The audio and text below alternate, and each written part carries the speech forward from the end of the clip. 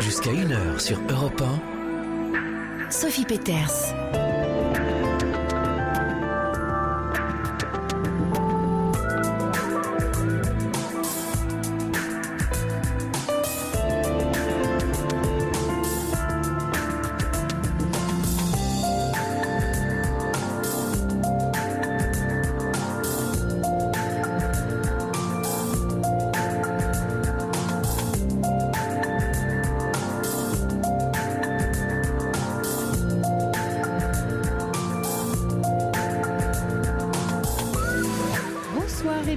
Dans votre émission, cette libre antenne qui met 2 heures à votre disposition pour venir y déposer vos bagages lourds de peines et d'histoires éprouvantes, mais aussi pour réchauffer vos cœurs frigorifiés par ce grand froid. Pour y trouver aussi le désir de vous engager dans de nouveaux apprentissages, car chacun est un être en devenir qui se découvre au cours de son existence. C'est le sens de la formule « Deviens ce que tu es », célébrée par Nietzsche et qui nous vient de Pindare, poète lyrique du 5e siècle avant Jésus-Christ. Mais c'est la suite de la citation qui lui donne tout son sens, car comment devenir ce que nous sommes déjà ? Eh bien la suite c'est « Deviens ce que tu es quand tu l'auras appris ». Autrement dit, c'est une invitation à réaliser sa véritable personnalité, à prendre conscience que nous sommes souvent des brouillons de nous-mêmes et surtout que nous sommes en capacité de nous transformer au gré de nos expériences. C'est ainsi une invitation à ne pas rester figé dans nos croyances et nos habitudes, à découvrir nos talents et notre potentiel, à devenir ce que nous pouvons être, à éveiller le désir d'aller au bout de nos rêves. C'est donc apprendre à se connaître, à nommer ce qui nous agite, à nous surprendre à faire des choses que l'on n'imaginait même pas pouvoir faire, à apprendre de nos échecs et aussi à nous réjouir de nos succès, bref, à penser autrement. C'est vrai que finalement, on se découvre tout au long de la vie dans ce que nous entreprenons et réalisons sans savoir qui nous deviendrons. Alors bienvenue à la découverte de vous-même dans cette émission. C'est une partie du voyage que nous faisons ensemble, car nous avons besoin des autres pour nous rencontrer, nous connecter à plus grand que soi. La grandeur de l'homme, c'est qu'il est un pont et non une fin, ajoute Nietzsche. Allez, on se connecte tous ensemble dans la nuit, on se surprend à penser et à ressentir autrement. On risque le tout pour le tout et on appelle au 39 21. Quentin et Corentin sont à l'écoute de vos appels et Fabrice Fougerouz aux manettes de l'émission. Moi, je suis avec vous au micro 39 21. Je vous écoute et je vous réponds. Europe 1. Sophie Peters.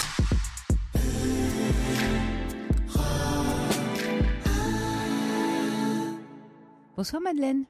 Oui, bonsoir Sophie. Merci de prendre mon appel. Et donc je suppose que Quentin vous a expliqué un petit peu la situation suite au message que je vous ai adressé. Oui, vous avez envoyé un mail pour parler du rapport avec vos petites filles et vos enfants par ailleurs. Oui, surtout les petites filles. Qui sont les filles de votre fille, c'est ça, ou de votre fils? De mon fils. De votre fils, d'accord. Voilà. Et donc, ça allait mieux puisqu'on a retrouvé notre fils et qui était sous l'emprise de sa femme. Et depuis qu'il a divorcé, les petites filles avec qui ça se passait bien, maintenant, disons qu'elles sont sous l'emprise de leur mère et elles sont vraiment envers nous, envers mon mari et moi, elles sont humiliantes, elles nous dénigrent et voilà. Et ça, c'est depuis en fait le divorce. Avant, ça se passait bien. C'est suite au divorce.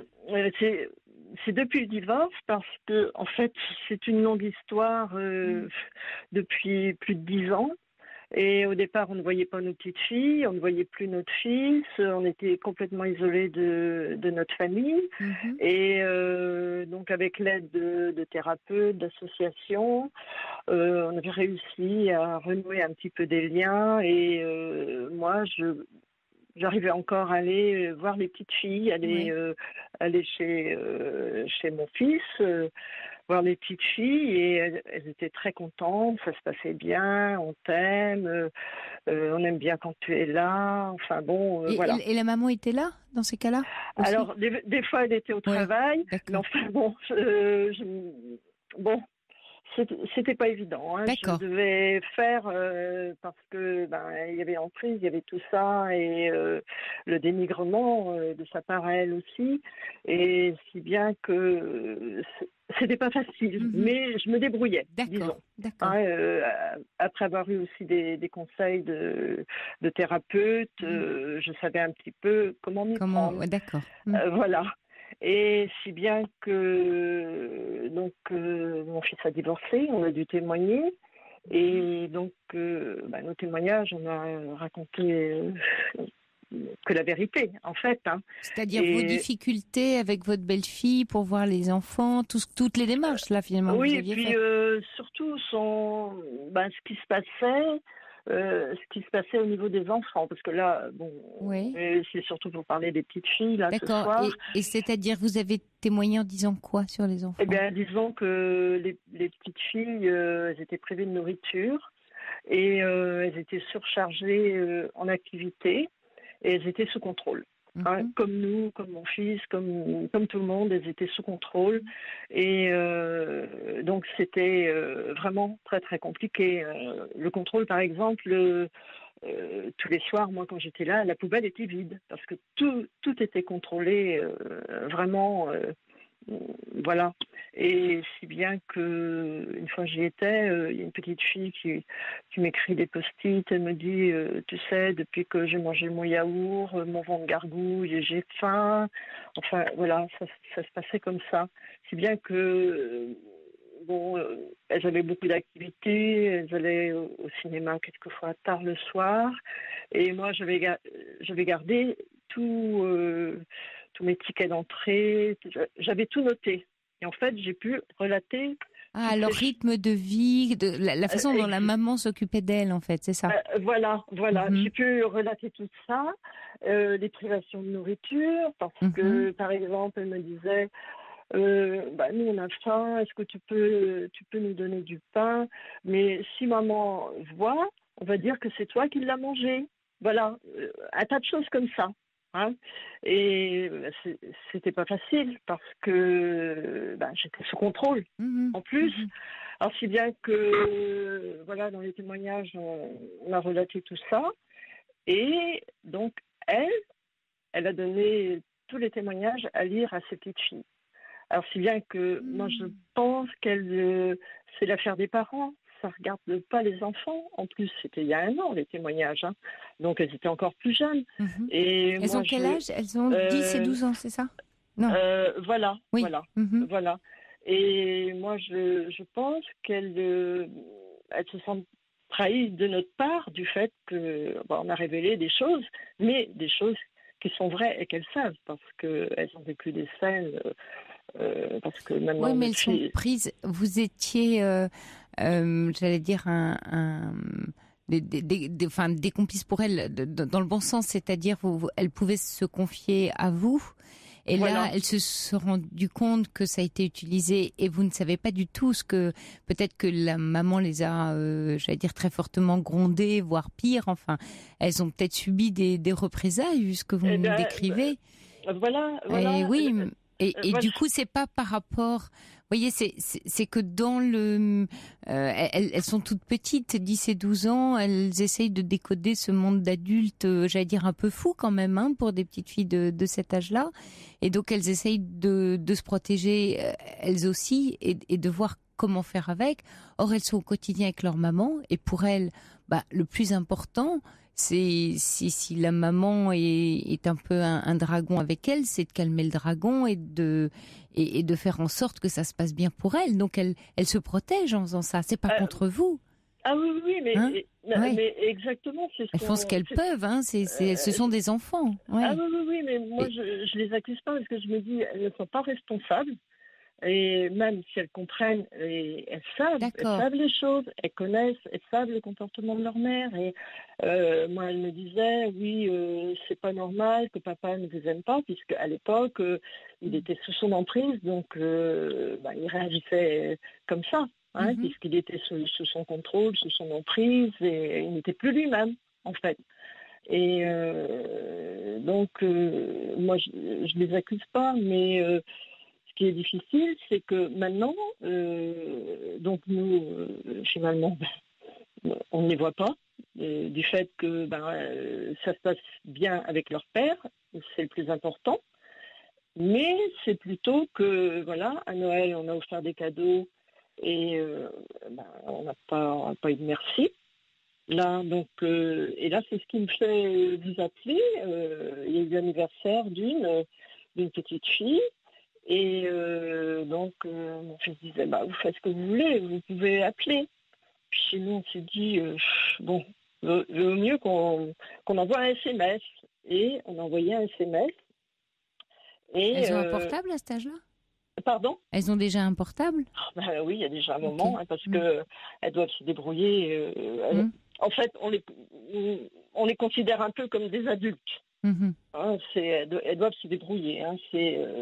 Oui, elles ont un portable, oui. Alors, pour l'anniversaire, et donc, on a eu la réponse dans l'après-midi, et je ne sais pas si vous avez lu le message, mais je vais vous dire ce qu'elle a... Oui, qu'est-ce qu'elle a dit ? Ce qu'elle a répondu. Alors... Mais ça, c'est la petite fille qui vous a répondu ? Voilà. Ouais. Alors, elle a répondu à mon mari, je vous demande à tous les deux de ne pas utiliser mon téléphone. Et à moi, elle a répondu, bonjour Madeleine, peux-tu effacer mon numéro de téléphone, s'il te plaît ? Alors, donc, mon fils était vraiment, il a mal au cœur, parce que lui, c'est pas son principe. Oui, mais elles ont sûrement des représailles pour se comporter. Parce que, en fait, la façon dont vous racontez l'histoire, et j'essaye de comprendre avec vous, Madeleine, c'est que je comprends que vous soyez triste et blessée, mais vous le prenez pour vous de la part d'enfants. Je vous rappelle l'âge, elles ont 10 et 12 ans. Donc, elles, qu'est-ce qu'elles font ? C'est pas qu'elles vous détestent tout d'un coup ou qu'elles vous en veulent, c'est beaucoup plus complexe que ça. Ce qui se joue pour elles, c'est pas aussi primaire, c'est pas je veux plus te voir ou je t'aime plus. C'est très certainement dans le contexte que vous me décrivez, que le fait d'être en contact avec vous leur crée à elles très certainement dans le rapport avec leur mère. Et on peut l'imaginer au vu de la description, que elles ont sûrement des représailles où elles se font disputer et que donc c'est dangereux. C'est dangereux de recevoir un SMS de vous. Oui, mais... vous les voyez plus, là, depuis la séparation ? À Noël, vous les avez vus ? Ah non, et donc la maman veut plus que vous les voyiez ? Alors donc, notre fils ne le souhaitait pas pour éviter les conflits, parce que... Avec la mère ? Mais même avec les enfants, parce qu'on a eu l'occasion de les voir. Chez votre fils ? Voilà. Et comment ça s'est passé ? Elles se sont très mal comportées. Oui. Surtout moi, elles m'ont humiliée, elles m'ont dénigrée. Mais qu'est-ce qu'a fait le fils ? Qui parle à ces petites filles ? Qui explique ce qui s'est passé ? Qui explique... il faut bien, à 10 et 12 ans, s'il y a eu qu'un son de cloche, c'est-à-dire celui de la mère, votre fils, quel rôle de père il joue là dans cette histoire ? Parce que vous avez l'air de dire que tout part du moment des témoignages. Est-ce que c'est important d'expliquer à des enfants qu'est-ce que c'est qu'une procédure ? Pourquoi ? Dans quelle intention ? Qui leur a expliqué votre intention, vos démarches ? Est-ce que vous l'avez fait ? Est-ce que le père l'a fait ? Le père, oui, il prend bien le temps, il s'en occupe. Oui, ça d'accord, je parle de ce qui s'est passé au moment... Je parle de vos témoignages, Madeleine. De notre témoignage, oui, il en a parlé, il a parlé de tout ça. Mais comment il en a parlé ? Je ne sais pas. Qu'est-ce qu'elles ont compris ? Je ne sais pas si elles ont bien compris, mais d'après ce qu'il nous dit, elles comprennent bien des choses, mais il dit la même chose que vous, que vraiment elles se protègent. Et elles ont une stratégie depuis longtemps pour se protéger. Oui, mais là vous dites qu'elles se sont mal conduites avec vous devant lui et qu'elles ont été agressives, c'est ça ? Pas toujours devant lui. Une fois un petit peu comme ça, mais non, c'est plus en dehors de lui.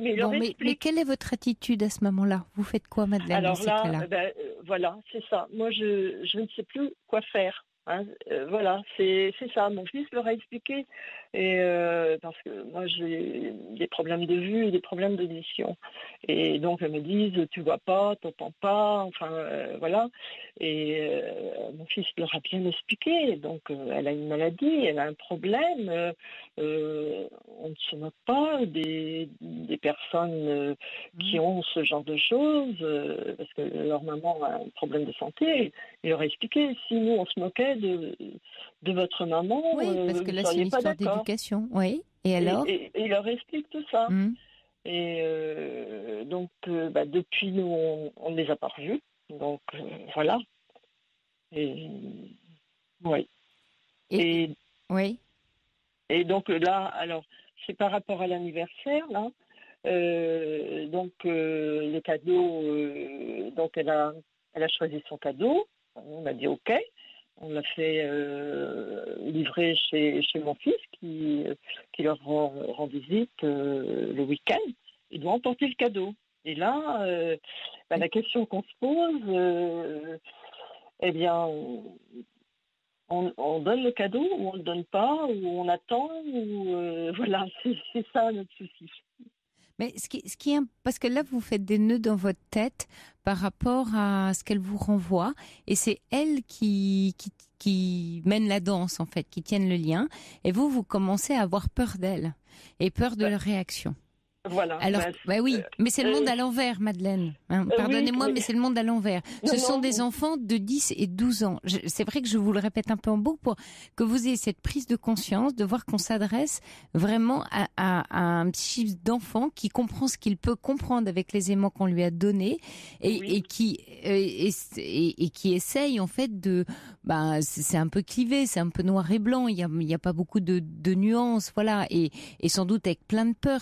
C'est tellement tordu ce qu'elles vivent qu'elles sont perdues, ces petites filles. Elles sont en plus pas du tout protégées par le monde d'adultes qui les entoure.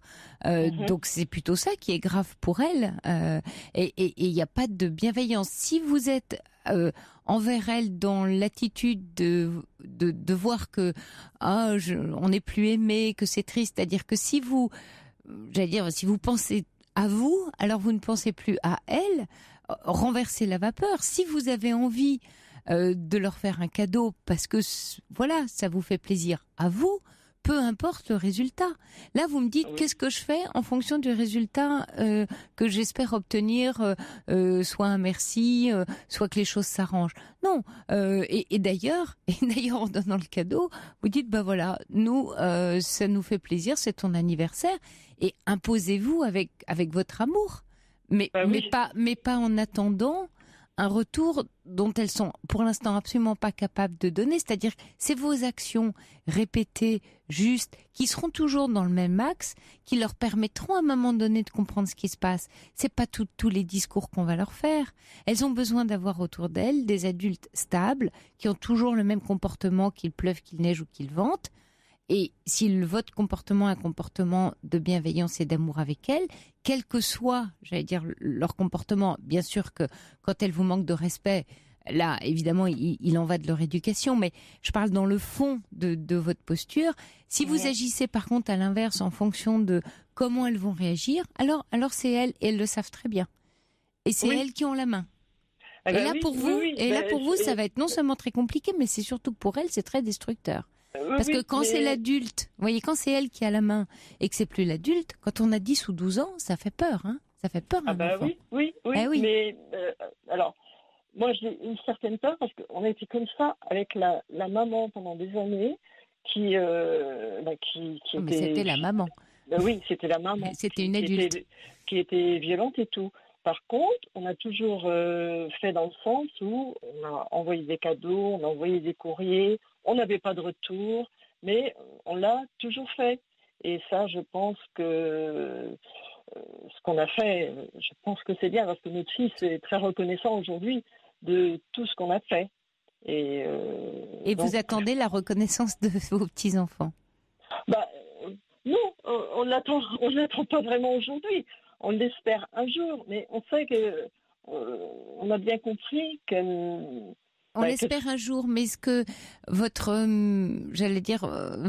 pour vous, c'est ça qui qui compte, c'est ça qui est important dans les actions que vous posez par rapport à vos petites filles? Ah ben non, non, D'accord. non. Ah non, nous... Bon, bah alors nous, faites c'est une croix plutôt- là-dessus. c'est, Non, mais faites une croix là-dessus, Madeleine, c'est ça qui va vous aider. Ne oui, cherchez pas à avoir la reconnaissance de ces petites filles qui sont complètement ballottées, perdues. Par ailleurs, est-ce que la maman, si la maman est aussi maltraitante que vous le décrivez, il me semble qu'un signalement serait important. Est-ce que l'école se rend compte? Est-ce qu'il y a d'autres adultes? ah oui, il y a eu une enquête sociale. Ah, et alors? Ah oui, il y a eu une enquête sociale Oui. et donc au niveau de la nourriture maintenant ça s'est amélioré parce que en plus elle avait peur de ne pas avoir la garde de ses enfants, donc elle a réussi à avoir la garde de ses enfants d'après mon fils lorsqu'il a ses Ouais. enfants avec lui, au début elle se jetait sur la nourriture alors que maintenant elles sont comme tout le monde. D'accord. Hein. D'accord. Donc, Donc les choses s'arrangent. donc les choses s'arrangent, oui. Mais D'accord. Donc elles ont trouvé peut-être que la maman s'est, s'est remise un peu dans l'axe, ou en tout cas c'est un peu adoucie. Et pour les petites filles, bon, on sait pas ce que la maman a dit au moment de vos témoignages. Ce qui est dommage, c'est qu'elles aient été mêlées à ça, et c'est grave que des adultes mêlent des enfants à ces histoires-là. Mais bon, sans doute que la mère est pas très stable elle-même, et donc à mêler ses enfants, peut-être aussi dans l'espoir de les mettre de son côté. Mais moi, ce que je trouve terrible dans l'histoire que vous racontez, c'est que ces deux petites filles deviennent un enjeu entre adultes, entre vous les grands-parents, la mère et le père. Donc elles, qu'est-ce qu'elles essayent? Elles essayent de tirer les ficelles pour essayer de se débattre de ça, parce que c'est pas juste pour elles du tout de retrouver au milieu de ces ou quatre adultes qui ont des positions par rapport à elles d'enjeu, un peu de pouvoir, d'amour, de reconnaissance. C'est trop pour des petites filles de cet âge-là. Ah oui. Alors, ce que mon fils a prévu, alors il ne sait pas s'il doit emmener le cadeau cette fois-ci, mais il a prévu de parler à l'intéressée, celle qui a eu son anniversaire, en lui expliquant bien, les grands-parents. Mais déjà, il leur a dit combien de fois les grands-parents souhaitent vous voir, vous disent aiment, et il leur explique tout ça. Et donc, c'est la question que je me pose, qu'il se pose, est-ce que cette fois-ci, j'explique tout ça, j'emporte pas le cadeau, et je l'emporte la prochaine fois? Non. Voilà. Vous expliquez tout ça et après vous apportez le cadeau, mais non, vous apportez le cadeau en même temps. Voilà, c'est ça. Oui. Oui. Ah oui, parce que le cadeau, il n'est pas lié à la façon dont elles vont recevoir. Et puis, ne vous lancez pas dans plein d'explications, parce que ce sont, encore une fois, des enfants qui comprennent ce qu'ils peuvent, un discours d'adulte qui est déjà très compliqué. Et je crois que le cadeau en lui-même porte déjà, dans l'acte, un message. Oui. Et le message, c'est simplement, voilà, on t'aime. C'est aussi simple que ça. Oui. Qui que tu sois et quoi que tu fasses. Oui. Et même si, en ce moment, elles traversent sans doute, elles n'ont pas toutes les deux une vie très facile, ces petites filles. Ah non, pas du tout. Parce que les explications qui viseraient à vouloir qu'elles entendent raison sur votre comportement, c'est-à-dire à vous disculper ou à vous pardonner, c'est rentrer dans un débat d'adulte avec elles qu'elles sont pas capables de vous offrir. Oui. Donc, je sais que pour vous, c'est très douloureux d'être dans ce rapport-là, alors qu'à un moment donné, les choses se sont bien passées. Peut-être que vous pourriez, alors, un peu plus simplement, en offrant le cadeau, de dire que, rappeler bien sûr votre amour et dire que vous aimeriez retrouver un temps plus joyeux, plus apaisé, comme celui que vous avez connu auparavant, ou quelque chose comme ça. Oui, mais... Des mots simples et des choses simples. Oui, mais c'est pas facile parce que l'année dernière, donc, c'était chez mon fils et vraiment, donc c'était chez lui, pourtant. C'était pas sous contrôle ni rien. Mais vraiment, ça se passait mal. Moi, c'est ça qui vous a vraiment déboussolé, fait souffrir. C'est vous dire. Pensais, Parce que la première fois, avec mon fils, on s'était arrangé. Donc moi, je les récupérais pour les emmener pour des vacances chez mon fils. Et la maman a refusé. Et donc, leur semaine de vacances, elles l'ont passée chez quelqu'un d'autre. Imaginez, Madeleine, que vous ayez affaire à des petites biches un peu apeurées, voilà, qui ont été ballottées, et du coup qui deviennent un peu agressives, parce que leur agressivité cache un mal-être et un système de défense pour se protéger. Donc, oui, moi c'est ce que je pense aussi. Je l'ai toujours pensé. Voilà. Donc c'est pas juste une affaire personnelle envers vous, c'est l'expression d'un mal-être et de quelque chose qui est très difficile à surmonter pour elle. Et je crois qu'avec vos cadeaux, votre amour, votre douceur, votre bienveillance, juste votre présence. Par contre, effectivement, je reviens sur quand elle vous manque de respect, c'est autre chose. Là, ne pas lâcher, là, c'est bien que le père intervienne, parce que là, il en va, comme vous dites, d'un principe d'éducation et de respect. Oui. Mais sur le reste, c'est-à-dire sur les démonstrations d'affection, là, c'est un peu les apprivoiser de nouveau, de votre part. Oui. Malheureusement, parce qu'en fait, ce qui est triste et votre douleur, c'est j'ai fait plein d'efforts. Ça fonctionnait. Enfin, j'arrivais à créer un lien. On arrivait avec mon mari à créer un lien, et puis on l'a perdu. Et vous êtes à la fois entre votre culpabilité du témoignage et entre l'incompréhension parce que vous avez témoigné pour leur bien. Donc vous avez l'impression que j'allais dire ce que vous vivez est très amer, puisque vous êtes monté au créneau durant le divorce pour les défendre. Donc vous trouvez ça très injuste et très amer. Voilà, c'est exactement ça. Je comprends bien. Et d'un autre côté, moi j'ai fait vraiment beaucoup de choses, et même quand j'y pense, je me dis presque... Presque trop. Je dis, mais j'étais folle, je n'ai pas dit ça. Mais je me dis, mais non. Déjà, j'étais un peu plus jeune et j'avais moins de problèmes qu'aujourd'hui. Et je me dis, en même temps, j'avais du bonheur et du plaisir. J'arrivais avec mes gros bagages surchargés. Et puis, ce que je constate aussi, c'est qu'elles n'ont pas tout oublié. Dans la région où j'habite, il y a une spécialité. Et j'avais emmené ça pour Noël, avant Noël.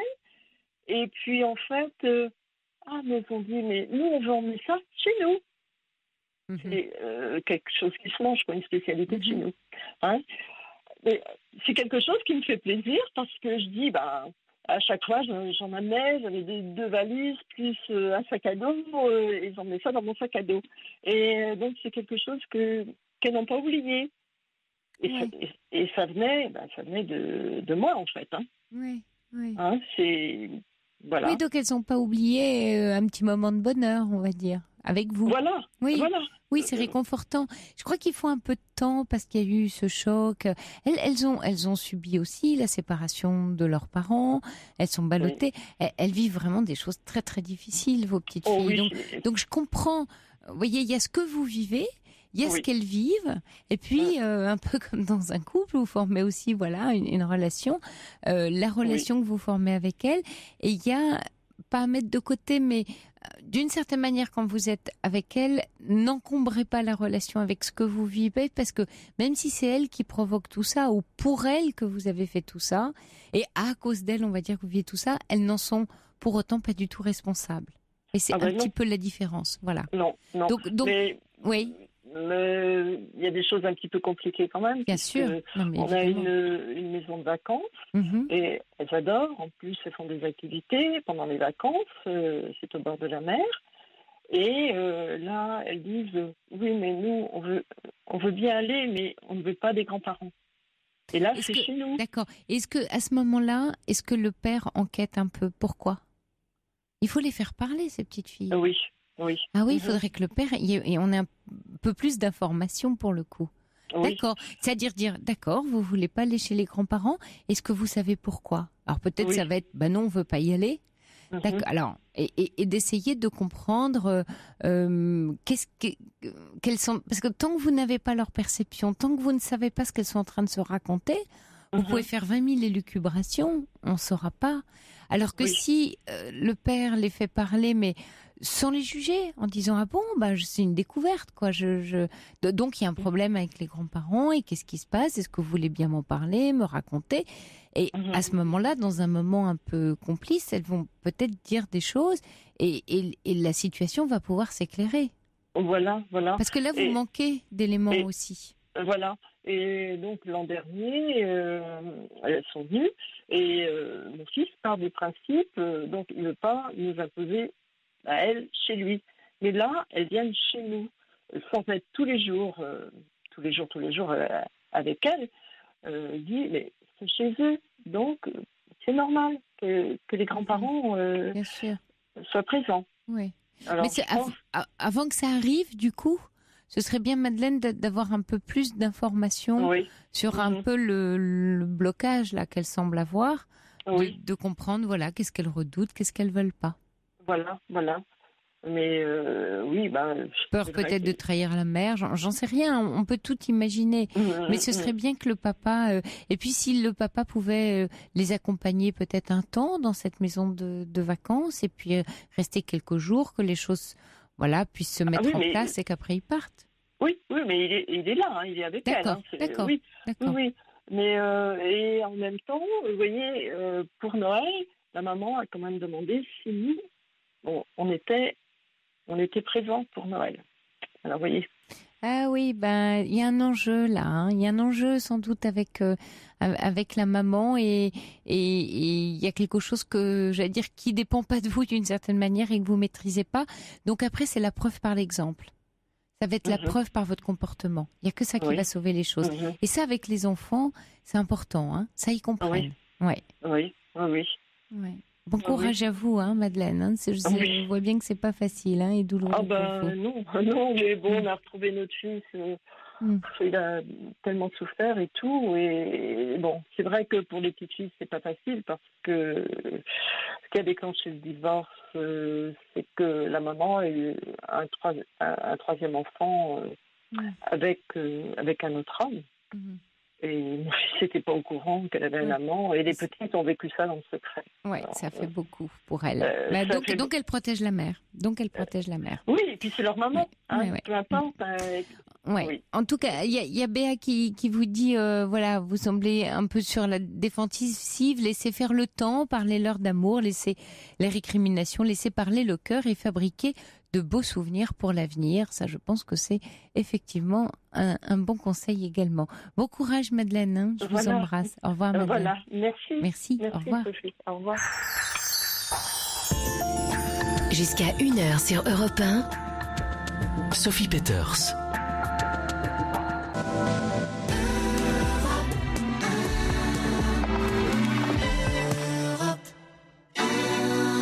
Bonsoir, Claire. Bonsoir. Bienvenue. Merci. Ça fait très drôle, hein. Ça fait très... ouais. Ça fait très drôle, ouais. J'ai un petit peu expliqué à Corentin. Oui. Il a le même prénom que mon cousin, donc je retiens. Ah, ça crée des liens. Oui. C'est breton. Vous avez fait un petit peu le thème. Je sais juste si vous voudriez parler d'une histoire de cœur. Voilà. C'est tout ce que j'ai sur... Vous savez, pour décrire, parce que c'est vrai que souvent vous savez pas, alors je vais vous dire moi ce que j'ai sous les yeux. Quand c'est le premier auditeur de l'émission comme Madeleine Terra, elle nous avait envoyé un long mail, donc j'avais un peu plus d'informations. En même temps, les auditeurs ont aussi besoin de cette histoire. En revanche, en cours d'émission, comme les appels arrivent, j'ai un petit écran, sous les yeux, il faudrait que je le prenne un jour en photo. J'ai votre prénom, j'ai votre âge, 43 ans, et j'ai 2 lignes sur vous. Il se passe pas mal de choses dans ma vie et j'aimerais parler d'une histoire de cœur. Voilà, c'est tout ce que je sais sur Claire qui a 43 ans et qui veut passer dans la libre antenne. Oui, il m'a dit c'est intéressant, je vais vous faire passer ce soir. Et je ne me serais absolument pas attendue à ça. Il est ravi, il a un grand sourire derrière la vitre. Oui, je vous assure, j'aurais pas... Alors, comme je lui disais, moi j'ai été élevée à Europe 1 et donc j'ai 43 ans, donc ça vous laisse une idée. Et j'écoute quand même pas mal. Et voilà. Donc moi je suis quelqu'un de... j'avais pour but dans la vie de fonder une famille, 4 enfants. Et aujourd'hui, je suis une femme de 43 ans qui vit un peu comme une ado, une post-ado. Et Mais voilà. vous avez eu des enfants Non. Non, d'accord. Je n'ai pas d'enfants. Ouais. J'ai 2 sœurs qui ont des enfants, donc je m'en occupe comme mes propres enfants. On est très proches, heureusement, et c'est merveilleux. Et là, on peut dire j'ai tous les avantages et j'ai pas les inconvénients. Et je suis une tata très gâteuse, voilà. Bref, et oui, j'ai des aventures. J'ai des aventures dans ma vie, heureusement. Mais qui durent des relations, je veux dire, un peu longues ou plutôt éclair? Non, plutôt éclair. Ouais, plutôt éclair. Enfin, j'ai eu une relation longue. Attention, pour moi c'est long, mais de 2-3 ans. Mais avec quelqu'un qui était très destructeur et qui m'a maltraitée. Et qui vous a convaincu qu'il valait mieux avoir des relations pas trop longues. Si on peut dire, ouais. En tout cas, il a fallu me reconstruire après ça, parce que c'est allé jusqu'à un point très très malheureux. Et ah oui, je suis au téléphone. Oui. Ouais. Et donc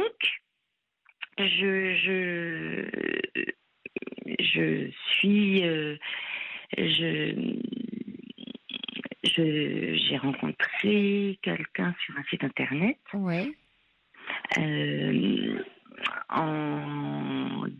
Fin 2014. Quelqu'un de très bien. Voilà, c'était vraiment décembre 2014. On s'est rencontrés en 2015. Donc vous êtes vus, d'accord. Voilà, et puis ça a été très fort. Très très fort. Et puis ensuite... Ça a commencé une relation à ce moment-là? Oui, mais c'est quelqu'un, je le savais à la base, il me l'avait prévenu, il était en couple. Mais on s'est quand même rencontrés. Bon. Et mais cette chose ayant été très forte, on s'est revus. Et bon, on s'est revus quelques fois, peu de fois. Peu de fois dans l'année, donc 2015, vous êtes vus un petit peu. Dans l'année 2015. D'accord. Peu de fois. Et moi, j'ai très vite été très amoureuse de lui. Je le lui ai dit. Moi, je suis très pragmatique, très transparente, très terre à terre. Quand je dis les choses, que ce soit pour pour que ça s'arrête ou pour que ça continue, peu importe. Mais en tout cas, je suis très. Et donc, comment il a accueilli ça? Il a accueilli ça de manière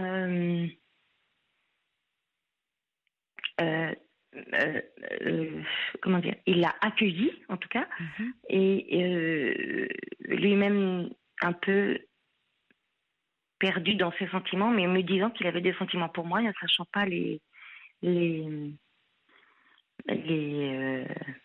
définir, mais en tout cas des sentiments. Bon. Bref. Et du jour au lendemain, alors j'avais son téléphone, on se parlait sur WhatsApp, j'avais son téléphone, voilà. Et j'ai effacé son téléphone parce qu'au bout d'un moment, je me suis dit, je vais dans le harcèlement, j'arrête, j'efface son téléphone parce que Parce que vous le relanciez souvent? Oui, je le relançais trop. Il me répondait, mais au bout d'un moment, j'ai arrêté. Et du coup, on se parlait que via ce site de rencontre sur lequel on s'était rencontrés. Et il me répondait toujours. Et du jour au lendemain, il ne m'a plus répondu. Il a supprimé son compte. Ouais. Bon. Et ça a duré 1 an. Il n'était plus connecté, il n'y avait plus de compte, plus rien. Je n'avais plus son téléphone, donc rien. Et là, au mois de novembre 2016, on s'est recontacté via ce site, puisque je n'avais plus son téléphone. Et on s'est revus au bout d'1 an. Ouais.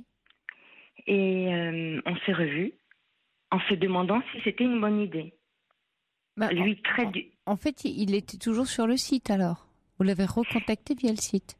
Via le site parce qu'il s'était récemment réinscrit. Donc, étant réinscrit, on s'est parlé. En novembre, hein. Il s'était réinscrit.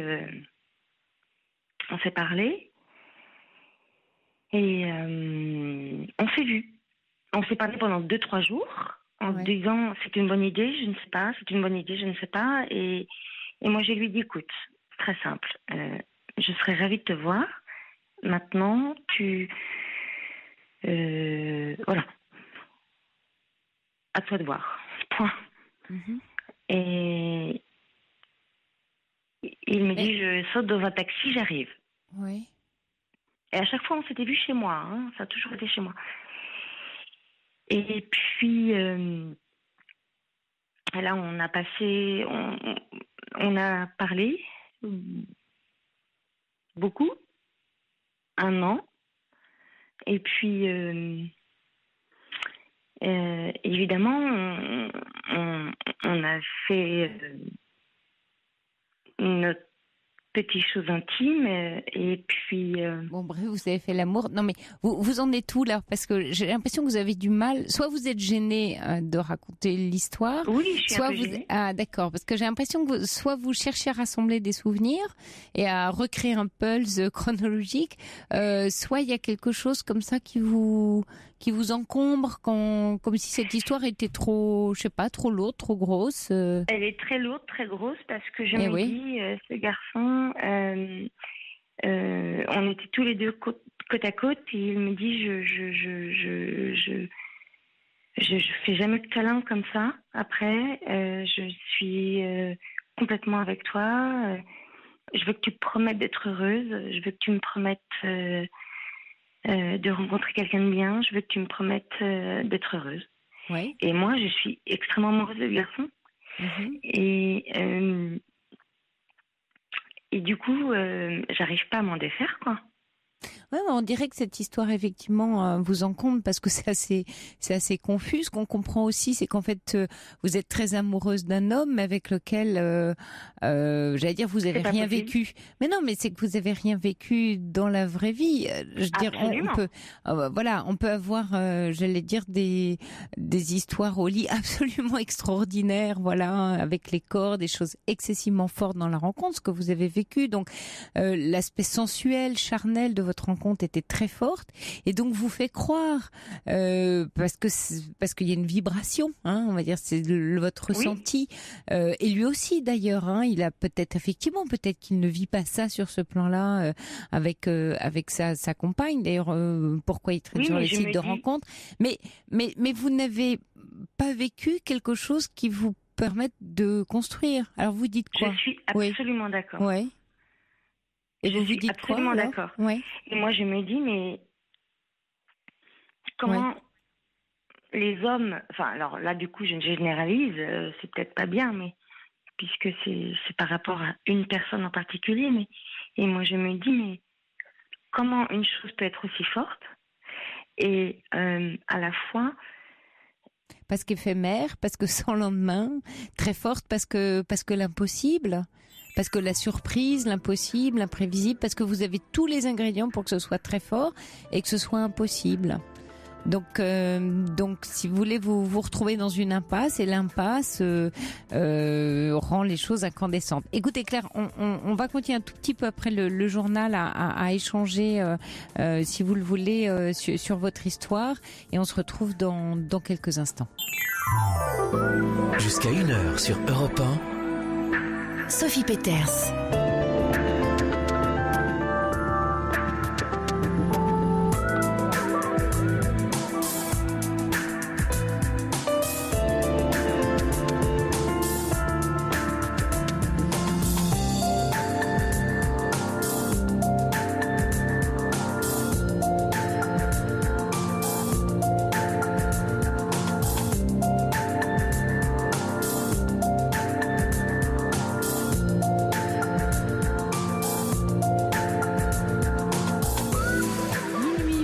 c'est la libre antenne qui se poursuit avec vous et en direct pendant encore 1 heure. Une libre antenne à votre disposition pour venir y déposer vos bagages lourds de peines et d'histoires éprouvantes, mais aussi pour réchauffer vos cœurs frigorifiés par le grand froid, pour y trouver aussi le désir de vous engager dans de nouveaux apprentissages.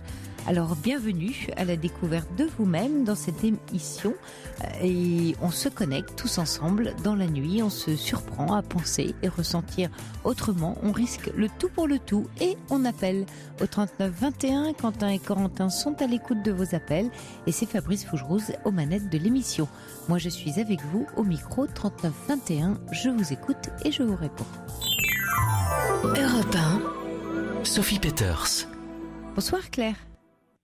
Oui. Voilà, on vous retrouve. Ah, j'entends un oui un petit peu plus ancré que tout à l'heure, parce que tout à l'heure, vous naviguiez, on avait un peu de mal à vous suivre, donc vous nous parliez d'une histoire de cœur et de corps, hein, voilà. Ouais.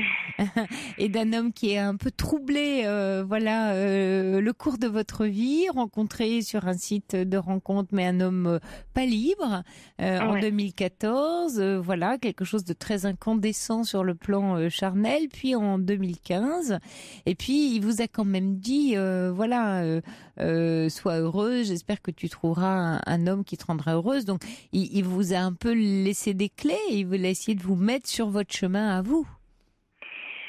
Oui, mais c'est vrai que le fait qu'il m'ait dit qu'il avait des sentiments difficiles à définir, je me suis dit, il y a une faille en lui. Ah. Et je me suis dit... la retrouve. Tiens, c'est intéressant, Claire, parce que vous parlez de faille et vous dites que vous avez vécu la relation longue que vous avez vécue était une relation avec un homme qui vous a fait du mal, et sans doute qu'il y avait encore cette histoire de faille qui est en vous aussi et que vous recherchez chez l'autre. Hein. C'est souvent ça, les histoires de faille. Oui, possible. Et problème de la faille, c'est qu'on se dit, alors je suis la bonne personne pour la combler. Je suis la femme qui va rendre cet homme heureux. Ouais, peut-être. Oui. Mais bon, après, c'est vrai que je suis un petit peu... perdu, entre guillemets perdu, mais... oui, si, on vous sent complètement perdu, là. Oui. En tout cas, dans votre élocution, on a du mal à vous suivre. Et oui. Et vous voyez, les auditeurs, commencent à se poser des questions en disant, on ne comprend pas, qu'est-ce que cette femme recherche, dit Fabienne. Ouais. Ben, moi, ce garçon me touche énormément et je suis très très bien avec lui et je suis juste, je pense, très triste de ne pas pouvoir faire plus avec lui. Oui, mais parce que vous êtes très très bien avec lui dans les moments très particuliers, c'est-à-dire de vie intime, de corps à corps que vous avez vécu. Mais très très bien avec lui, il n'y a pas de quotidien, il n'y a pas de choses. Voilà, donc vous ne savez pas. Vous ne pouvez pas savoir ça. Oui, je ne peux pas savoir. Mais vous ne pouvez pas dire je suis très très bien avec lui. Je suis très très bien dans ses bras, certes, mais être très très bien avec lui. Voilà, vous n'avez pas de vie ou de moment de vie partagé qui vous permettent de dire ça. C'est important que vous fassiez la différence parce que sinon vous êtes dans un fantasme total de ce qui pourrait être, voilà, alors que ça n'est pas. Et c'est ça qui vous tient d'ailleurs, c'est ce fantasme-là, de ce que vous imaginez qui pourrait être au vu de ce que vous avez vécu et qui, si c'était vécu, ressemblerait peut-être fortement à la relation qui vous a fait tant souffrir. Parce que c'est quand même une relation un peu particulière. Il est en couple, il est sur des sites de rencontres, il vit un moment très passionnel avec vous, puis il disparaît, puis il réapparaît. Enfin, vous sentez bien que... C'est vrai. De quelle façon vous pouvez compter sur lui? Absolument. Absolument. Et pour la compagne avec qui il est, et qui n'en sait peut-être rien... peut-être. Elle souffre. Rien, on n'en sait rien, mais en tout cas, voilà, une femme qui est peut-être pas non plus très comblée par cet homme-là. Donc, ce qui est important dans cette histoire, Claire, c'est de comprendre vous qui est arrivé sur ce chemin-là et qui avait été très troublé, c'est qu'est-ce qui est à l'œuvre dans vos relations avec les hommes depuis toutes ces années, c'est-à-dire des relations épistolaires, épisodiques, une relation longue qui vous a fait souffrir. Donc le seul homme possible pour vous, c'est l'homme impossible. C'est ce qu'on comprend de votre histoire, et donc celui-là étant l'impossible de l'impossible, c'est le parfait, quoi. C'est vraiment l'homme parfait pour vous. Ben oui. Mais pour vous, c'est important de je sais pas si vous avez fait un travail sur vous, si vous comptez le faire ou si vous êtes en train de le faire. C'est fait, c'est bien sûr. Et donc vous avez un peu enquêté sur votre rapport avec les hommes? Oui. Oui. Et qu'est-ce que vous avez découvert? Qu'est-ce que vous avez compris de vous? Comment vous vous connaissez justement? Il en est où le connais-toi toi-même chez Claire? Et qu'est-ce que ça vous apprend sur vous, cette histoire-là? C'est ça qui compte, là. Oui, je me rends compte absolument que je tombe amoureuse d'hommes qui, finalement, avec qui c'est pas possible. Et parce que finalement, ça me permet de ne pas m'engager. Oui. Alors, je suis très amoureuse, j'ai très envie que ça Mais vous avez très peur. Et finalement, j'ai très peur. Ouais. Et finalement, j'ai très peur. De quoi, d'ailleurs? Vous savez? Oui. D'être quoi? D'être quittée, de souffrir? De l'homme en lui-même, en fait. Ah, de l'homme en lui-même. Peut-être parce que j'ai grandi avec un papa un peu particulier. Il était maniaco-dépressif. Ouais. Donc un peu imprévisible. Ouais. Très imprévisible. Ouais. Et c'est ça. Donc il ressemble à ces hommes imprévisibles. Ouais. Et puis un papa réparé aussi, très certainement. Réparer parce que maintenant ça va et oui, mais à réparer pour la petite fille. Oui, mais la petite fille a sans doute voulu réparer ce papa heureux malheureux. Ah bah la petite fille, moi je suis d'une famille où on est 3 et je suis la dernière et j'ai tout pris dans la figure. Je suis quelqu'un de très empathique, très présente et c'est vrai que j'ai tout pris et c'est vrai que et finalement je me dis c'est peut-être pas pour rien qu'aujourd'hui je suis seule et sans enfant et tout, mais ouais. Bon, je reste quelqu'un de très positif et très optimiste. Moi j'avais envie de vous dire, les dés sont pas jetés, Claire. C'est-à-dire que c'est la prise de conscience que vous avez de la situation, aussi de cette histoire avec ce papa, et du temps qu'il vous faut pour traverser cette histoire, pour l'élaborer, pour faire vos expériences et vous cogner un peu comme un papillon contre une vitre. Hein, c'est ce que vous êtes en train de faire, en cherchant votre liberté de femme, votre liberté amoureuse, de pouvoir créer un lien. Pour l'instant, vous êtes dans cette quête-là, et quand on est dans une quête, on se cogne plusieurs fois avant d'arriver à trouver l'ouverture par laquelle on va pouvoir s'envoler. Et là, ce que vous comprenez, parce que le scénario se répète, et quand le scénario se répète, c'est là qu'on commence à comprendre qu'est-ce qui est en train de se jouer, de se rejouer continuellement. Et donc, si vous commencez à en avoir un peu assez de ce refrain, il n'y a que vous qui pouviez dire, bon, maintenant ça suffit. Ça suffit. J'ai plus envie de souffrir comme je souffre aujourd'hui, de tomber amoureuse d'un homme qui n'est pas libre, d'un homme qui me fait croire quand même un peu, parce qu'il vous fait croire. J'ai des sentiments sans pouvoir les qualifier. Entre nous, c'est ça. Quelle valeur ça a? Enfin, vous voyez, à part faire rêver des princesses dans leur lit, mais à part ça. J'ai envie de vous dire, ça tient pas la route, quoi. Donc, à un moment donné, c'est de dépasser ça pour dire, voilà, ça m'a fait du bien parce que j'étais dans les bras d'un homme qui m'a plu, parce que j'ai cette capacité à être bien aussi dans les bras d'un homme. C'est ça que ça dit sur vous. C'est-à-dire que le positif à garder de cette histoire, il est là. Il est le plaisir que vous avez aussi, sexuel, charnel, sensuel. Donc vous êtes une femme qui vibre sur ce plan-là. Donc, voilà. Donc cette musique-là, cet instrument-là, cette corde-là, mais donnez-lui plus de puissance, faites-lui plus confiance. Puisque cette femme-là, elle a besoin de s'épanouir sur ce plan-là. Et elle n'est pas condamnée constamment à être délaissée, à répéter inlassablement un schéma où elle essaye d'être construite par l'homme. Parce que finalement, ce papa maniaco-dépressif, pour vous, c'est difficile de se construire en tant que petite fille, puis jeune fille, à l'ombre d'un homme. Ouais. C'est ça, c'est que ça a duré 20 ans et... Mais oui. Je suis... moi, j'ai découvert un papa bien, j'avais 19-20 ans. Donc, bon, il y a pire dans la vie. Hein. Aujourd'hui, moi, j'ai mon papa, ma maman, ils sont vivants. Oui, bien papa sûr. Va bien aujourd'hui. Mais s'il faut comprendre ce que la petite fille a vécu pour comprendre ce que la femme vit aujourd'hui. Et que cette petite fille-là, elle a vu un papa malheureux avec des crises. Ouais. Assez particulier. En tout cas de père et d'homme. Moi, j'ai vu des situations... Bon, bref, c'est pas... Oui, mais en tout cas, vous avez un schéma d'homme à réparer. Donc, tous les hommes qui vous attirent sont les hommes blessés. C'est la faille qui vous attire. Parce que c'est ou finalement, Mais oui, parce qu'il y a un papa à réparer. La petite fille, c'était son rêve, mais maintenant qu'elle est femme, elle aurait les moyens de réparer un homme. Donc, elle cherche un homme à réparer.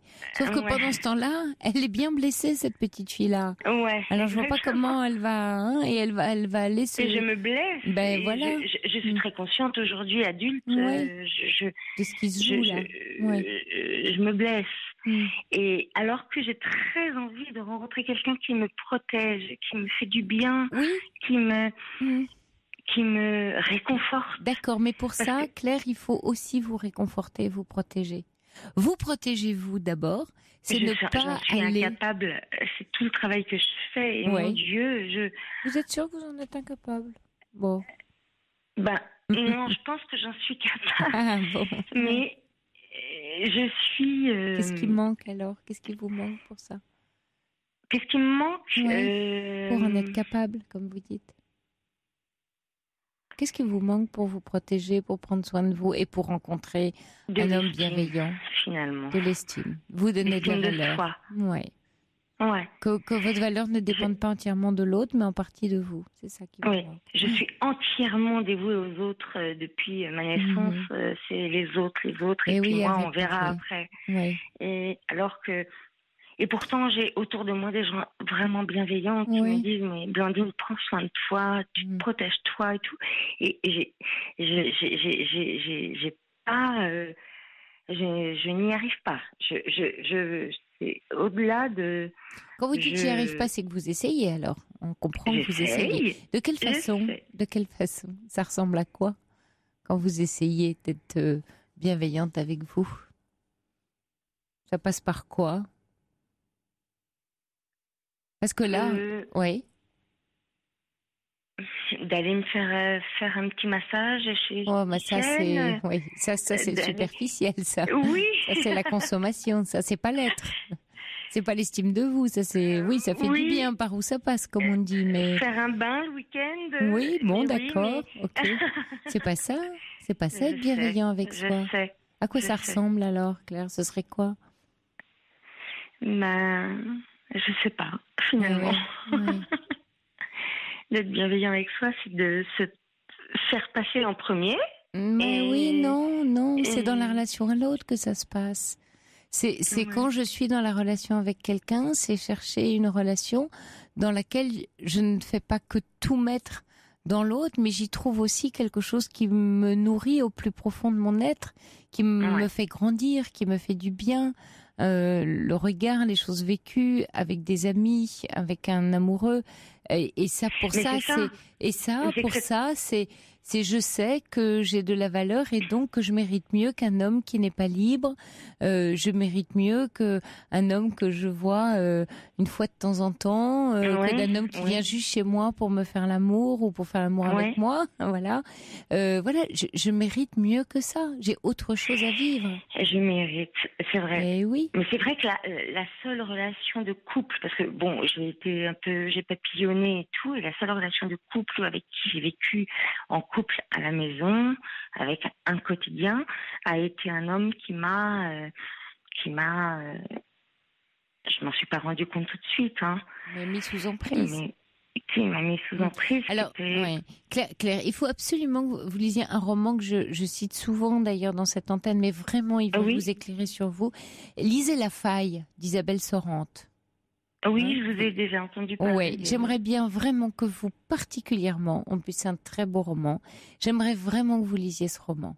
Parce que vous allez vous y retrouver dans l'héroïne et vous allez sans doute comprendre qu'est-ce qui est à l'œuvre en vous par rapport justement dans l'histoire que vous avez, la longue histoire, hein, quand vous avez vécu en couple. Oui, mais il m'a déprécié, voilà. Moi je me suis retrouvée comme une... Mais oui, c'est encore une fois, c'est confier les clés de soi, parce qu'on n'arrive pas à prendre soin de...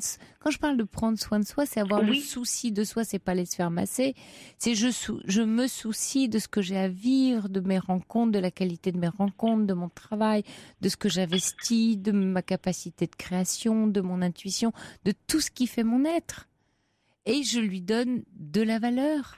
C'est-à-dire que je le mets à l'œuvre. Non, parce que vous savez, je veux dire, on a souvent plus peur de sa propre lumière que quelquefois que de son ombre, comme si notre plus grande peur c'était finalement d'entrevoir notre lumière. Donc on reste planqué dans sa petite caverne et vous attendez que quelqu'un vienne vous chercher. Mais là, ça va jamais se passer comme ça. Donc Claire, vous lisez La Faille d'Isabelle Sorante. Et puis on en reparle si vous voulez. Mais voilà, j'aimerais bien que vous voir avancer et sortir là de l'enfermement dans lequel vous vous êtes mise en fait. Oui, je m'y suis mise, je pense absolument. Oui. Bon. Je suis très très lucide. Hein, oui, j'entends très bien Claire. Et c'est justement ça qui crée votre capacité. Parce qu'une fois qu'on commence à avoir le pulse, c'est-à-dire la lucidité que vous avez, où ça se joue, je comprends, voilà. Après, qu'est-ce qui se passe ? Il se passe une décision.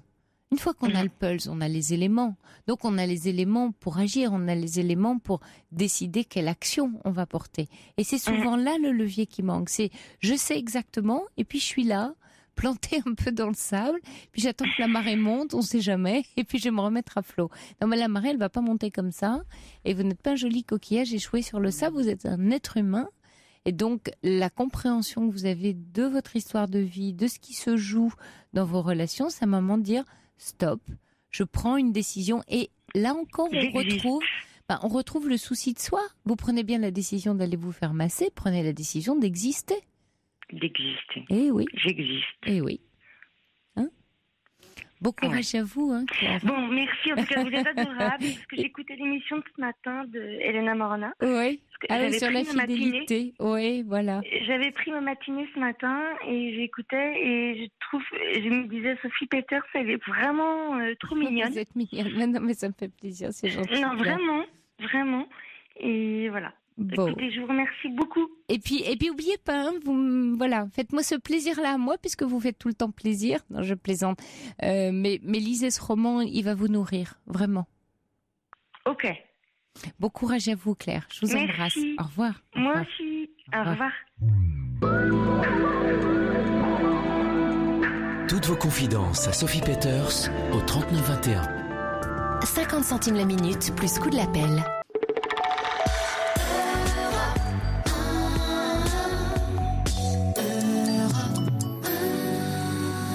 Bonsoir Adriana. Oui, bonsoir Sophie. Bienvenue. Merci. C'est un peu la première fois que... Oui, ça fait toujours ça. On va dire ça fait toujours ça. Première, j'ai de la chance de vous avoir parce que... Oh, c'est gentil. Ouais, j'ai de la chance. Écoutez, je vous appelle parce que j'ai un souci avec mon ami. On est dans le même travail, on est fonctionnaires tous les deux au ministère de la Culture. Et moi, je passe un concours, ce que ça fait depuis un an que je le prépare, enfin depuis 6 mois, et que j'ai raté récemment. Parce que c'est pas que je l'ai raté, c'est que j'ai malheureusement pas pu assister à toutes les épreuves. Enfin bon, bref, c'est comme ça. Ouais. J'ai fait plusieurs malaises, mon corps a complètement lâché. Oui. Ouais, j'ai beaucoup travaillé. Ouais. Et voilà, c'est un peu un problème parce que mon conjoint veut passer le même concours que moi, alors qu'au départ, son rêve, c'était d'aller en province, donc de pas du tout le passer. Et pendant moi, toutes mes périodes de travail, on va dire qu'il a été pas toujours compréhensif. Donc, il me l'a reproché en me disant que c'était mon choix, pas le sien. Et clairement, c'est compliqué parce que plus il m'a dit qu'il voulait pas être comme tous ces hommes qui m'avaient fait du mal et saccagé ma vie professionnelle. Il voulait être au contraire l'homme qui allait m'aider. Mais c'est pas ce qu'il prouve. Il n'est pas très soutenant, ouais. Et au contraire, il m'a dit qu'il me pousserait, qu'il serait derrière moi. Il m'a mis en contact avec un ami pour que je puisse travailler. Et il m'a dit qu'il le passerait, mais qu'en même temps, il m'aiderait, qu'on travaillerait ensemble et qu'il le passerait. Moi, je vois pas ça d'un bon œil du tout, parce que pour moi, on est dans la même structure, donc c'est un concurrent, clairement. Bien sûr, alors que, bien sûr. voilà. Donc quand j'en parle, tout le monde me regarde de l'air de dire ton conjoint, tu dois pas ressentir ça, enfin c'est pas de l'amour, enfin on me juge comme égoïste, alors que en fait je vis très mal le fait déjà de pas avoir réussi. Ça, je comprends, mais ouais. outre ça, c'est surtout que je lui ai octroyé du temps. En fait, en début de relation, il arrive au mauvais moment dans ma vie. Et clairement, j'ai cru ses paroles. Voilà. Ouais. Et aujourd'hui, je sais que c'est un mec super, qui est très bienveillant vis-à-vis de moi. Mais il a avoué récemment qu'en effet, on le poussait à notre travail, qu'on lui gonflait son ego et que quelque part, il y avait une part en lui qui en avait envie, quoi. Et que c'était difficile parce que si on allait dans cette voie tous les deux, on se perdrait. Et que moi, je le sais parce que moi, j'arrive pas à dépasser le fait qu'on soit concurrent quelque part, parce qu'il me dit qu'il veut le passer, mais que c'est pas un concurrent valable alors qu'il est soutenu et pas moi. Dans l'administration, ça marche un peu comme ça, donc c'est particulier. Et en même temps, il me dit qu'il veut s'arrêter là, faire une préparation, et puis c'est tout. Et je lui dis, je vois pas l'intérêt dans ces cas-là. Juste faire une préparation et pas passer le concours? Oui, c'est ce qu'il dit, c'est ses arguments. Il m'a dit, mais je veux juste passer les écrits, et puis on verra après, mais pas les oraux. Je ferai en sorte de me planter. Oui, d'accord. J'y crois pas trop. Non. C'est-à-dire que quand on fait une démarche, on va jusqu'au bout, sinon je vois pas l'intérêt. En fait, parce que là, vous venez de les passer, c'est là où vous avez eu les malaises, et donc vous retentez, et c'est là que lui intervient. C'est ça, c'est pour comprendre le processus. Oui. En fait, je veux le retenter, mais malheureusement, ça sera pas avant quelques temps. Là, pour le coup, c'est pas. Voilà. Donc vous n'allez pas le passer en même temps, alors? Ça veut dire qu'il va y avoir un décalage. Si. En fait, je les ai pas passés. Je les ai passés il y a quelques temps déjà. C'était pas récemment. C'était l'année dernière. Mais vous étiez avec lui. Vous êtes ensemble depuis combien de temps? Depuis le mois de mai. Donc au moment des examens, non? Non. En fait, depuis le mois de mai dernier. Ouais, depuis le mois de mai dernier. Ouais. Donc du coup. Mais il était à vos côtés au moment de ces examens, non? Oui. Il a été à mes côtés. Il a été très soutenant à ce moment-là. Vous dites que non. C'est-à-dire que il a été soutenant en me disant qu'il se rangeait de mon côté. Mais ça, dans la parole, mais pas dans les actes.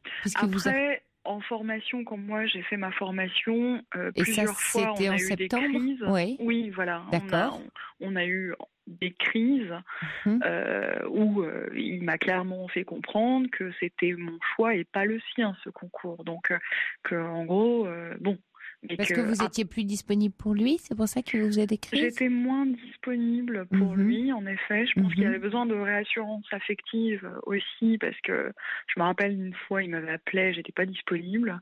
Et il attendait des mots doux, d'amour et compagnie. Oula. Mais bon, moi, Bah oui, vous étiez à fond dans vos bouquins, voilà, en pleine révision. En pleine révision. Et puis, tout en me disant qu'il me soutenait dans mon projet, qu'il était content et fier de moi. Donc, ce qui était quand même un peu ambigu, mais en tout cas contradictoire, entre des attitudes. Et ce qui est vrai que moi, ça m'a mis aussi, en plus de la fatigue, dans un état nerveux. De stress, ouais. Ça De vous a mis la pression, ouais. Ça m'a mis la pression. Donc déjà que, bon, par le passé, j'ai fait des mauvais choix personnels et que j'ai un peu grillé ma carrière à cause de ça. Aujourd'hui, je suis dans un état où je me dis, je lui en veux, en fait, clairement. Je lui en veux et j'arrive pas à dépasser. Je pense que je m'interroge sur mes sentiments au jour d'aujourd'hui. Ouais. Je pense que je vois pas pourquoi il continue. On a eu encore une discussion il y a pas longtemps. Il comprend pas que pour moi c'est un concurrent dans le sens où il m'enlève une chance de l'avoir, ce concours, pour moi, et que même si on est ensemble par amour pour moi et tel que sa bienveillance, puisqu'il n'arrête pas de mettre en avant sa bienveillance et sa générosité, il devrait comprendre de lui-même qu'il peut le passer dans un an. Il n'est pas obligé de le faire maintenant. Surtout qu'avant, il n'avait pas envie de le faire. Voilà, donc il n'avait pas envie de le faire. Son projet, c'était partir en Provence. Et puis en plus, il n'a pas arrêté pendant longtemps de me dire de revenir dessus parce qu'il voyait que moi, c'était mon concours et il n'y avait pas de négociation. Donc après, il est revenu sur la province en me disant que voilà, c'était plus son rêve et qu'en effet, on serait beaucoup plus heureux aujourd'hui à partir tous les deux, quoi. Voilà, et la dernière discussion, il m'a fait comprendre qu'en effet, il était lui-même tiraillé entre ce qu'on lui, voilà, entre le passé et être tous les deux, et qu'en effet, on allait se perdre si on continuait dans cette voie-là, ce qui est la réalité de toute façon. Dans quelle voie, c'est-à-dire de passer tous les deux le concours? Oui, si on passe tous les deux le concours, c'est évident que de toute façon, j'arrive. On pourrait tout à fait. Oui, c'est pas tant le concours, c'est pas tant le fait de passer ensemble le concours, c'est la façon dont c'est vécu et la façon dont vous abordez chacun, j'allais dire, cette histoire de concours. Parce que prenez par exemple, je vais prendre un autre exemple ailleurs exprès. Deux jeunes étudiants très amoureux passant ensemble l'internat de médecine ou voir le concours de médecine, mais là c'est un peu plus jeune, alors je vais prendre l'internat parce que je vais plus retrouver me proche de vos âges, enfin bien que pas mal plus jeune. Là aussi c'est une question de place et c'est une histoire de rang de sortie, mais et effectivement, je sais pas si tous les deux veulent chirurgie, c'est le plus demandé. Il y aura peut-être pas de place pour les deux, mais il y a une façon d'aborder en couple un concours, une compétition, on va dire des sportifs de haut niveau. On a ça aussi dans le sport, qui est à la fois on se soutient, c'est-à-dire on est à la fois très, concentré sur son propre succès, mais on ne fait pas d'ombre à l'autre et on essaye de doubler les chances de gagner ensemble. Ce qui est quand même autre chose, parce que là, vous sentez de la concurrence, et à raison, je ne suis pas du tout en train de dire que vous n'avez pas raison.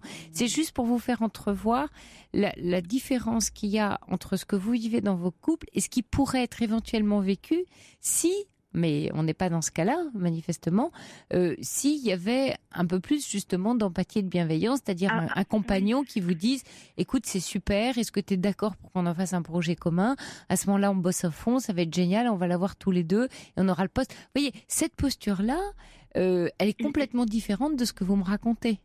Pas tout à fait, parce qu'en fait, il m'a servi ce discours-là, en fait. Oui, mais c'est pas ce qu'il fait. Et concrètement, en fait, pendant longtemps, avant même que lui se décide à le passer, il était là à me donner de la documentation. Donc il était plutôt à m'alimenter, ce qu'il n'aurait pas fait s'il était dans une logique de concurrence. On est d'accord. Mais là, les choses ont un peu changé. Il faut dire que, voilà, on a eu beaucoup de disputes, donc voilà. Clairement, il m'a avoué lui-même que, on flattait beaucoup son ego et qu'il n'y était pas du tout insensible, voire même que ça a été difficile pour lui de résister à ça. Et voilà, après, sa logique à lui, en tout cas son discours, c'est tu verras, on sera plus fort à deux, on va le passer, je vais t'aider. Mais je vais t'aider pour passer un concours où je sais, enfin, je pense que c'est moi qui ai du mal à accepter le fait qu'il le passe. Je pense que c'est plus... C'est clair, mais vous avez du mal parce que vous savez qu'au moment où vous l'avez passé la première fois, il n'a pas été là pour vous et pas soutenant. Donc pourquoi vous redoutez ? Vous redoutez pas ça comme ça, vous redoutez ça sur le fruit de l'expérience vécue. Si vous voulez, vous avez vécu une expérience, vous avez fait des malaises, ils vous mettaient la pression, ils vous demandaient de l'affection, des mots d'amour, à un moment donné où vous aviez besoin de mettre toute votre énergie dans le concours. Donc il s'est mis quand même un peu au milieu de la route, à un moment donné où vous aviez besoin d'avancer. Donc, ne voulant, j'imagine, pas le perdre, ou étant attaché à lui, vous avez fait une petite place, on va dire, à ce moment-là, sur cette route-là. Bon, mais cette petite place, elle vous a sans doute mis du stress, parce que pendant ce temps-là, il fallait préparer, etc. Jusqu'à aller quand même, et c'est pas anodin, d'avoir des malaises au moment des épreuves. Donc, votre corps en fait a lâché, hein. Votre corps il a dit quelque chose, hein. Et votre corps il a dit ça je ne peux pas assurer. Alors qu'est-ce que votre inconscient a fait à votre corps à ce moment-là pour vous mettre en situation d'échec parce que vous étiez bien préparé et puis votre corps tout d'un coup dit non mais moi je peux pas assurer l'épreuve. Si votre corps a pas pu assurer l'épreuve, qu'est-ce que l'inconscient a agi en vous pour vous mettre dans cette situation-là. Et on comprend on imagine dans ce que vous racontez avant, voyez, à quoi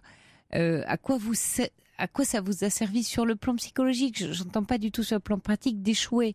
C'est-à-dire, qu'est-ce qui s'est agi à ce moment-là, au moment où, par un malaise physique, mais c'est très psychosomatique ce qui vous est arrivé, vous êtes retrouvé en situation d'échec alors que vous étiez à fond pour préparer. Et j'ai l'impression que, c'est un élément à prendre en compte. Son attitude est un élément à prendre en compte. Maintenant que vous viviez mal le fait qu'il se positionne sur le concours, ça vous renvoie aussi à votre échec. C'est que du coup, vous vous retrouvez en plus doublement. Enfin, c'est un peu la double peine là. C'est ça, complètement. Oui. Oui. Je sais que j'arriverai pas à dépasser ça. Enfin, après, certains me trouvent très égoïste, hein, mais je peux pas. Non, c'est pas ce que j'entends. C'est c'est une crainte parce qu'à un moment donné, c'est un peu comme s'il avait été déjà là au premier concours d'une certaine manière. Et il est de nouveau là au deuxième d'une autre façon. C'est ça. C'est-à-dire qu'en fait, pour moi, c'était un obstacle au premier. Exact. Et là, ça le sera encore au deuxième. Oui. Et encore plus. Ouais. Et là, je peux pas supporter, en fait. Hein, oui, je comprends, bien sûr. Et j'allais dire, il y a de quoi, parce que ce qui est très troublant dans ce que vous racontez et ce qui vous trouble, et c'est normal, je pense que ça explique en partie, sans doute, vos malaises, c'est le double discours, le double langage. C'est très perturbant. Hein.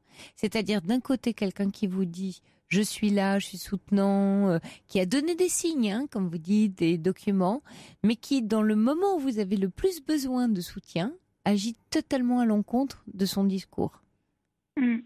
Donc qui tient pas la route dans le sens, il va pas jusqu'au bout de son engagement. Et là, vous êtes en droit de vous dire, attends, mais je dois croire quoi, ce qu'il me dit ou ce qu'il me fait ? C'est exactement ça, en fait. Ouais. C'est-à-dire qu'en fait, au départ, c'est pour ça que je suis un peu perdue, parce que ça remet complètement en question même mes sentiments pour lui. Bien sûr, parce qu'il n'est pas clair, ses intentions sont pas claires.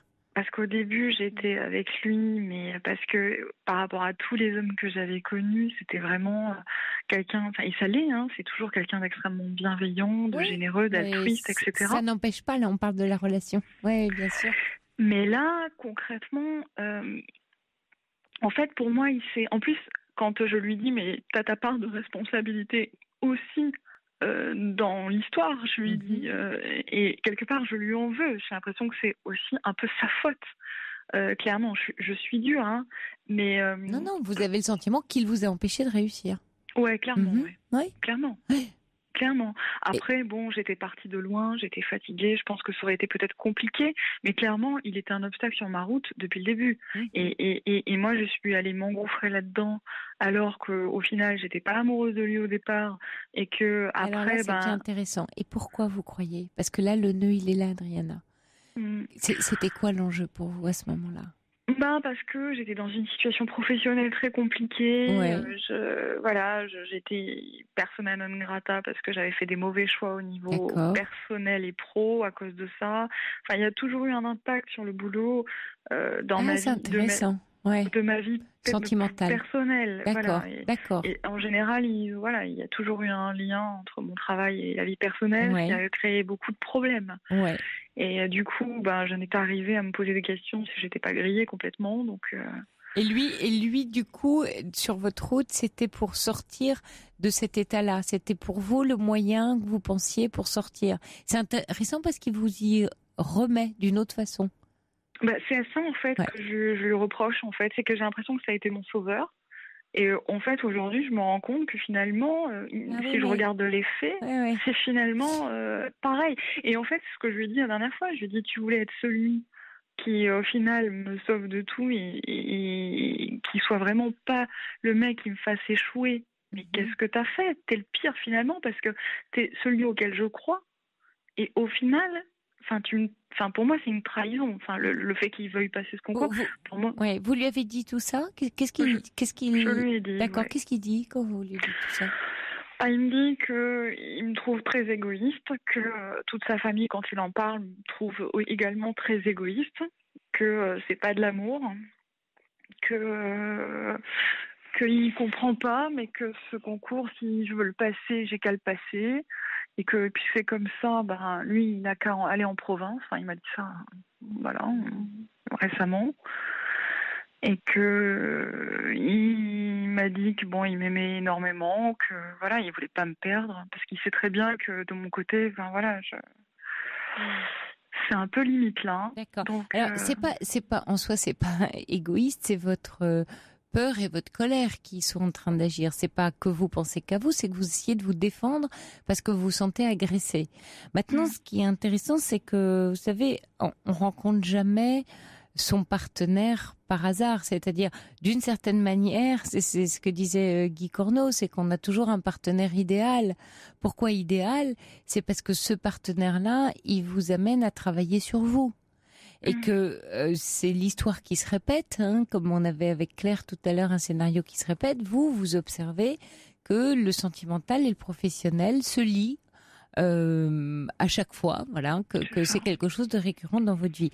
Et donc c'est ça qui devient intéressant pour vous, c'est-à-dire que ce qui va vous permettre de lâcher la colère contre lui, c'est de prendre la part, je dis la part, pas la sienne, mais juste votre part de responsabilité, pas de culpabilité.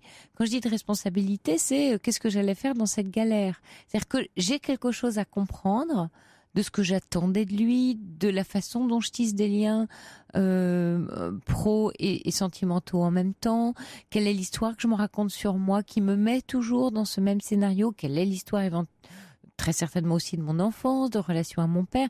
C'est tout ça qui mérite là pour le coup. Alors, je vous ouvre plein de champs d'enquête, mais il y a des choses à investiguer pour faire quelque chose de votre colère. Parce que la colère, elle vous signale que vous sentez impuissante et piégée. Donc, de fait, vous lui en voulez. Donc, c'est pas de l'égoïsme, c'est je suis tellement furieuse et en colère et aussi en colère contre moi qu'il est là sur ma route et je suis aussi en colère contre lui parce que je me sens empêchée, je me sens piégée, je me sens impuissante. Voilà, j'ai l'impression qu'on me barre la route, qu'on me mette des obstacles. Et là, ce que je vous invite à faire, Adriana, c'est d'essayer de comprendre quels sont les obstacles que vous arrangez, qui se trouvent sur votre route pour travailler quoi, pour lever quoi, pour découvrir quoi en vous. Il y a quelque chose qui attire ça. Cette situation, elle n'est pas anodine. Pour vous. Je me suis demandé si inconsciemment je le voulais vraiment, ce concours. C'était pas un moyen de me mettre en échec parce que peut-être que ça me donnerait pas une vie aussi heureuse que je le voulais. Et, je sais qu'il faudra que je sacrifie pas mal de choses et c'est vrai que peut-être qu'il y a ça, il y a peut-être aussi que... Le projet de province avec lui, au départ, peut-être c'est ça qui vous rend furieuse aussi, c'est qu'au départ, il dit c'est pas utile, en le ratant, ça permettait de faire ce projet de partir en province, sauf que maintenant, lui, il change le projet. Et maintenant, il m'a redemandé, en fait, c'est ça le problème, c'est-à-dire qu'en fait, il change aussi d'avis, quoi. C'est ça le truc, c'est que il me repart de la province, il me dit qu'il veut passer le concours, si moi je le passe. Mais si je le passe pas, on n'a qu'à partir en province tous les deux et on fait une croix sur le concours tous les deux. Et je vois pas pourquoi je ferais une croix. C'est quand même ma décision, c'est quand même ma vie. Je veux dire, vous vous rendez compte que je suis obligée de me dire, soit je quitte tout et je vais en province avec lui, parce que j'ai peur qu'il vienne aussi et qu'il se mette sur mon concours, alors que voilà, je tiens à lui, quoi. Et je comprends pas pourquoi il n'arrive pas à saisir, en fait. Alors, qu'est-ce qui fait, Adriana, que vous n'arrivez pas à créer une alliance avec vous et que vous le... alors, il y a des éléments factuels qui font que vous le vivez comme un concurrent, de fait le concours, mais on dirait que vous attirez cette concurrence aussi malgré vous. Parce que si on reprend même la préparation du concours, le moment où il est venu, voilà, vous empêcher de réviser, vous lui avez laissé la place. Bah oui, c'est ça le problème. C'est bien pour ça que je me culpabilise, parce qu'en fait, si j'avais été ferme, ça serait pas passé comme ça. Oui, mais vous culpabilisez pas. Si vous l'avez fait, c'est qu'il y avait une bonne raison.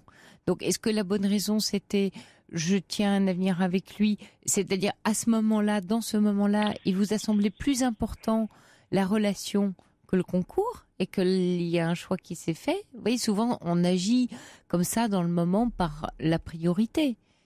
Il y a rien à vous culpabiliser, il y a à comprendre, mais vraiment là, vous voyez, la pelote est un peu serrée, il nous faudrait plus de temps, mais de démêler, j'essaye juste de vous mettre sur des pistes pour que vous commenciez à démêler les fils, parce qu'il y a le fait que vous lui en voulez, en fait, vous en voulez tellement à vous que du coup, vous lui en voulez aussi beaucoup pour rééquilibrer les choses. Ça, c'est une première chose. Et c'est très humain. Quand on s'en veut terriblement, on en veut aussi à l'autre parce que c'est tellement terrible de s'en vouloir à ce point-là qu'on a aussi besoin de trouver quelqu'un à qui on en veut et que de fait, il y a des éléments qui le permettent. Objectivement, c'est-à-dire des éléments vécus dans votre perception. Il y a aussi cette histoire de concurrence vécue où j'essayais de vous faire entrevoir qu'on pouvait éventuellement le vivre autrement, c'est-à-dire dans un couple, à un moment donné, de dire c'est notre couple qui compte et on n'a pas à faire un choix entre l'un ou l'autre, soit on met tout ensemble au même endroit pour gagner ensemble et puis j'allais dire écoute, si je le réussis, mais comme j'ai plutôt envie d'avoir un projet avec toi, on peut aussi s'engager, dire soit on le réussit tous les deux, soit s'il y en a un qui le réussit et pas l'autre, mais on prend une décision. J'en sais rien, tout se discute, tout. Après, c'est vraiment une histoire d'engagement. Donc ça parle de votre couple, de votre relation. Et puis, il y a vraiment vous, après. Il y a vous, c'est tout ce que vous traficotez. Et lui, d'ailleurs, c'est intéressant en miroir. Parce que j'ai l'impression que moins vos intentions sont claires, moins les siennes sont claires aussi. Donc, vous êtes en permanence en train de vous mouvoir. Il n'y a rien de stable là dans cette relation. Et les équilibres passent leur temps à être mouvants. Donc, chacun se cherche, chacun se guette, chacun s'observe, chacun s'épie. Et après, fait des reproches à l'autre. Et évidemment, par contre, il y a un lien qui sous-tend tout ça. Donc, est-ce que, qui est dépendant de l'autre, qui fuit l'autre il y a peut-être ça chez vous en tant que profil. Peut-être que lui est plus dans la dépendance avec vous, vous plus dans la fuite de l'engagement. Oui, moi, je vous sens plus fuyante et lui plus dans la dépendance. Oui, complètement. Donc, à ce moment-là, lui, non seulement il est dépendant, mais il vous rend dépendante. Il est dans cette stratégie de dépendance que lui, il a peur d'être abandonné. Donc, il surenchérit. Et plus il est là-dedans, plus vous prenez la fuite. Et plus vous devenez agressive parce que ça vous met en colère, puisque ça vous met en échec. Oui, il y a certainement de ça, c'est très très juste, parce que là, le comportement qu'il a eu au tout début de la relation, c'était de suite, on va se marier, t'es la femme de ma vie, on va avoir des gosses. J'ai eu extrêmement peur. Je veux dire, il est plus âgé que moi, mais moi, me dire ça avec mon passé, je veux dire, c'était quand même bon. Il m'a fait peur, clairement. Donc après, je pense qu'il y a aussi un problème chez moi, c'est que j'ai tellement été blessée par les hommes que du coup, et notamment j'ai été manipulée par un homme avec lequel je suis restée très longtemps, qui était engagé par ailleurs, alors qu'il m'a menti parce qu'en me disant qu'elle allait divorcer parce qu'elle l'avait trompé. Je me suis fait avoir comme une conne, clairement. Et j'ai ouvert les yeux, mais tellement tardivement parce que et j'ai eu beaucoup de j'en suis ressortie, mais complètement amouchée, en fait, hein, de cette relation-là. Et il y a une forme de relation maintenant, je trouve, de pouvoir qui s'instaure entre, de toute façon, je ne peux pas faire confiance aux hommes. Ouais. Entre, de toute façon, ils sont tous comme les autres et donc ils vont tous me faire du mal comme tous les autres. Et en fait, j'ai l'impression que inconsciemment, je m'arrange pour que ça soit comme ça, quoi. Exactement. Oui, bien vu. Non, mais c'est bien vu, l'Adriana. Alors, vous voyez, ce qui est intéressant, c'est que quand on se coince, comme vous, là, dans, vous voyez, dans toute cette série de croyances que vous êtes en train de diagnostiquer très, très bien, hein. De toute façon, voilà, tous des salauds, je peux pas leur faire confiance. Ça va être de renverser la croyance en disant « Ok, je pars de là parce que j'ai vécu quelque chose où je me suis sentie très naïve, j'y ai cru, et puis j'ai été tellement déçue que la décision que j'en ai retirée ou la leçon de vie que j'en ai retirée pour moi-même, c'est celle que vous venez d'exposer. Donc du coup, c'est de dire quelles vont être les conditions, quelles sont les conditions que je me donne à moi, que je donne à une relation avec un homme pour retrouver de la confiance, pour aimer de nouveau, pour ne pas justement me laisser manipuler. Vous voyez, c'est que là maintenant, parce que vous savez bien que tout ça c'est des croyances que vous venez de m'énoncer là, c'est pas vrai, voilà. Donc pour sortir de cette impasse dans laquelle vous êtes mis, qui est une impasse de protection, hein, elle est utile. Elle est utile parce que vous dites plus jamais ça, donc la seule façon de me protéger, c'est de ne plus jamais y aller. Mais en même temps, ça crée une telle souffrance parce que vous avez besoin, envie, comme tout à chacun, d'amour, de jolies relations, de construire quelque chose. Donc c'est absolument pas une solution viable. Par contre, parce que vous avez été blessé, il va falloir certaines conditions, des conditions de relation qui vont vous permettre de vous trouver en confiance, de vous sentir aimé, de pas vous sentir berné, d'être sûr que vous... Donc à vous de créer, à la fois de les connaître et de les créer, ces conditions-là. Sinon, effectivement, et c'est là où je vous trouve vraiment extrêmement lucide, sinon vous allez remettre un scénario en place pour valider les hommes sont des salauds, je peux faire confiance à personne, la preuve, il m'a trahi. Et dans votre... C'est vrai que souvent on n'a pas conscience que dans nos postures, nos façons de faire, on imprime aussi le comportement de l'autre. Et ça c'est très compliqué parce que il faudrait vraiment qu'on passe du temps à détailler ensemble. Là, malheureusement, on en a pas assez. Mais que vous compreniez de dire, voilà, quand je me mets dans tel axe, effectivement, voilà ce que ça induit chez lui. Hein, on est des êtres de relation. À chaque fois qu'on agit, on a un comportement. Ça induit une relation chez l'autre. Et donc, ça a des conséquences. Donc, c'est comprendre qu'est-ce qui se passe en vous. Ça vaudrait le coup, hein, Adriana, voilà, quelques séances avec un thérapeute pour, oui, je pense. Voilà, juste pour poser tout ça, tranquille. Vraiment pour savoir ce que je dois faire aussi, parce que je m'interroge aussi sur ma relation. Oui, pour pas prendre de décisions hâtives. Là, j'ai envie de vous dire, il est, allons doucement, nous sommes pressés, hein, la phrase que j'aime beaucoup. Allez tout doucement maintenant. Mettez un peu de chant, ne bataillez pas, ne bagarrez pas. Lâchez un peu le sujet parce que c'est le principe de résolution chez les bouddhistes. C'est, on met le problème à distance et on voit beaucoup mieux ce qui est en train de se passer. Et surtout, vous verrez là où vous pouvez agir et là où vous ne pouvez pas agir. Donc, pour l'instant, voilà, il y a pas d'urgence, il y a rien à décider. D'accord. Il n'y a rien à décider et vous prenez un peu le temps et puis aussi le temps d'aller visiter la relation précédente. Parce que quand vous dites j'ai été manipulée, oui, de fait très certainement, mais aussi qu'est-ce qui fait que j'ai été manipulée ? Qu'est-ce qu'il y a en moi qui a permis ça ? Voilà. Et qu'est-ce qui vous permet aujourd'hui de vivre ce que vous êtes en train de vivre ? Ça, c'est intéressant pour vous. D'accord. Donc, bonne enquête avec vous-même, Adriana. Merci beaucoup. Oui, bonne nuit à vous, hein, et bon courage à vous. Merci, c'est gentil. Au revoir. Au revoir. Et puis, je vous souhaite une belle et douce nuit à vous tous. On se retrouve demain à 23h. Il est 1h, vous écoutez Europe 1. Je vous laisse en compagnie de Christophe Ondelat. Ondelat raconte, si vous avez des insomnies, voilà, passionnette enquête criminelle, mais surtout, faites pas de cauchemars. Hein. Allez, bon samedi, à demain 23h.